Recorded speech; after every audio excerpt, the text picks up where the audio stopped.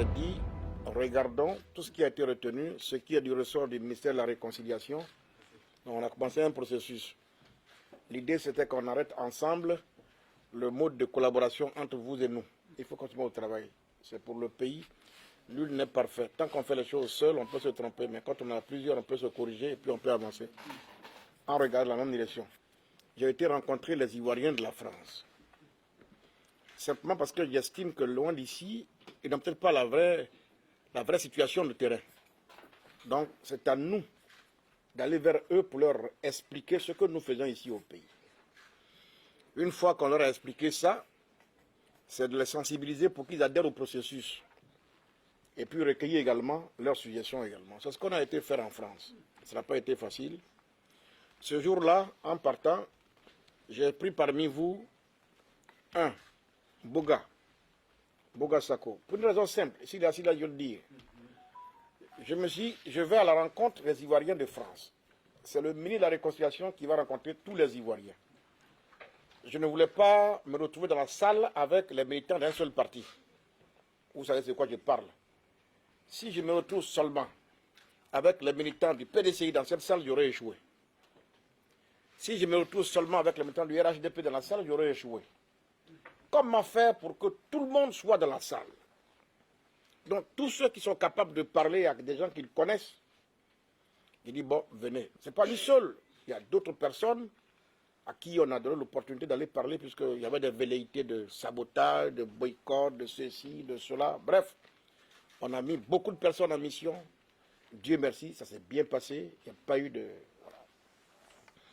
Là, j'ai choisi également Dr Flamoké, Maître Kangui. Donc, je dis, je vais vous associer, on va travailler ensemble. Parce que ce ministère, il est le vôtre. On va travailler ensemble. L'année dernière, on a célébré la Journée nationale de la paix à Yamoussoukro. Cette année, le 15 novembre prochain, on va célébrer la Journée de la paix à Diokoué. Donc, ça va être l'activité qu'on doit préparer. Le 15 novembre, c'est dans 3 mois, c'est vrai.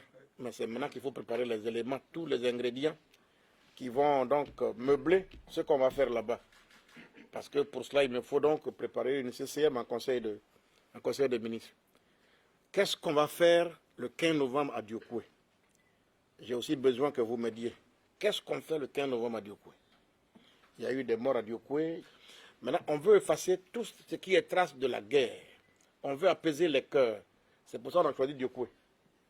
Les cœurs de tous ceux qui vivent dans cette localité, qu'ils soient Oué, qu'ils soient Sonofo, qu'ils soient Malinké, qu'ils soient Baoulé, qu'ils soient Burkinabé ou Moré, dans cette zone, quels sont les actes que le ministère de la Réconciliation doit poser dans cette localité pour apaiser les cœurs de tous ceux qui vivent là-bas, afin qu'on oublie ou qu'on laisse derrière soi le passé et qu'on construise l'avenir, qu'on essaie de construire l'avenir ensemble. Donc c'est cette activité que je souhaite qu'on prépare ensemble. Le ministre a déjà essayé. Parfois, ils ont voulu découdre avec des chefs, souvent avec des opposants de chefs. Il a dû rentrer entre 2 machettes. Il continue encore de le faire. Comme vous le savez, il ne recule pas comme ça. Il avance tout le temps. Et on pense vraiment que vous pouvez apporter des solutions à cela. Il est important pour le ministère de la Réconciliation et de la Cohésion nationale de toujours communiquer sur ses activités et en particulier avec la société civile et de s'assurer de ce que la société civile fait sur le terrain afin de coordonner les actions à venir. Nous avons profité pour faire un peu le point depuis notre dernière rencontre des différents conflits auxquels nous avons vraiment participé, nous avons participé au règlement et que nous avons cherché à trouver des causes. Et les causes ont été retenues, mais nous savons que les sociétés civiles pourraient apporter beaucoup. Nous avons profité aussi pour faire le point des actions qui ont été menées au plan international, que le ministère s'attelle à faire, de sorte à ce qu'ensemble on puisse se donner aussi des voies, des moyens pour pouvoir endiguer ce flot d'intoxication, parce que c'est cela. Quand il y a des fausses informations, c'est parce que nous ne communiquons pas. Quand il y a des fausses informations, c'est parce que nous n'arrivons pas à exprimer, à proposer nos solutions afin de voir qu'est-ce qui est meilleur, qu'est-ce qui est bon pour nous la Côte d'Ivoire, qu'est-ce qui est bon pour nos enfants. C'est ainsi que nous sommes retrouvés aujourd'hui. Nous avons échangé, nous avons fait le tour depuis notre rencontre, parce que c'est un cadre qui veut des rencontres périodiques, qui nous permet de fraterniser, qui nous permet de coordonner et qui permet d'aboutir, revivre ensemble. Les jours à venir, c'est déjà prometteur pour la société civile. Vous savez, c'est une société civile battante qui s'implique à tout. Mais aujourd'hui, la société civile s'engage à mieux organiser la journée de la paix et la journée du souvenir à Dieukwé, à voir ensemble les actions que nous allons mener, comment y réussir, de sorte à sortir de là avec des actes, pour ne pas que ce soit que du folklore. Cette rencontre a été vraiment fructueuse parce que les échanges entre société civile et le ministère a été ouvert.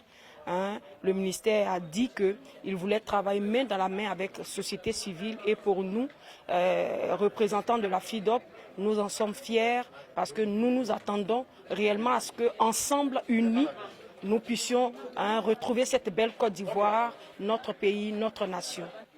Il est très important de constater que la jeunesse, pour ceux qui ne le savent pas, est en amont et en aval de chaque crise dans ce pays.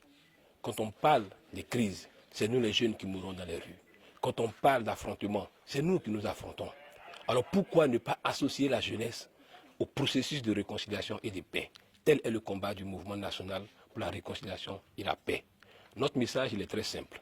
Pour dire à nos frères jeunes que le cycle normal de rotation des générations voudrait ou indique clairement que demain, qu'on le veuille ou pas, à quelque niveau que ce soit, dans les institutions, partout dans ce pays, c'est nous les jeunes qui aurons entre nos mains la destinée de ce pays. Alors, dès maintenant, nous devons préserver nos acquis pour avoir la chance un jour d'être aux instances décisionnelles de ce pays. C'est pourquoi la jeunesse doit prendre conscience de sa participation et du poids qu'il a dans ce pays. Demain commence maintenant et demain appartient à la jeunesse. Nous devons ensemble nous associer au ministère, accompagner le ministre dans toutes ces luttes. Parce que le ministère est en train de travailler. Et ce que le ministre fait actuellement, c'est pour nous les jeunes, c'est pour notre avenir. Nous voulons dire merci au président de la République, merci au gouvernement de la Côte d'Ivoire et merci au ministère pour cette lucane qu'il nous offre.